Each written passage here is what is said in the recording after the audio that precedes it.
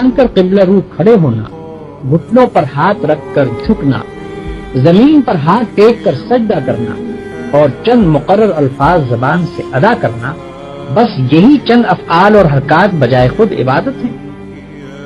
آپ سمجھتے ہیں کہ رمضان کی پہلی تاریخ سے شوال کا چاند نکلنے تک روزانہ صبح سے شام تک بھوکے پیاسے رہنے کا نام عبادت ہے؟ آپ سمجھتے ہیں کہ قرآن کے چند رکوع زبان سے پڑھ دینے کا نام عبادت ہے؟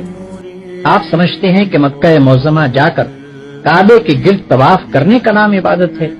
غرض آپ نے چند افعال کی ظاہری شکلوں کا نام عبادت رکھ چھوڑا ہے، اور جب کوئی شخص ان شکلوں کے ساتھ ان افعال کو ادا کر دیتا ہے تو آپ خیال کرتے ہیں کہ اس نے خدا کی عبادت کر دی اور اس کی تخلیق کا مقصد پورا ہو گیا، اب وہ اپنی زندگی میں آزاد ہے کہ جو چاہے کرے۔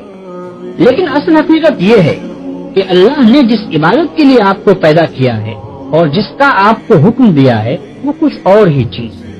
وہ عبادت یہ ہے کہ آپ اپنی زندگی میں ہر وقت ہر حال میں خدا کی اطاعت کریں اور ہر اس قانون کی پابندی سے آزاد ہو جائیں جو قانون الہی کے خلاف ہے۔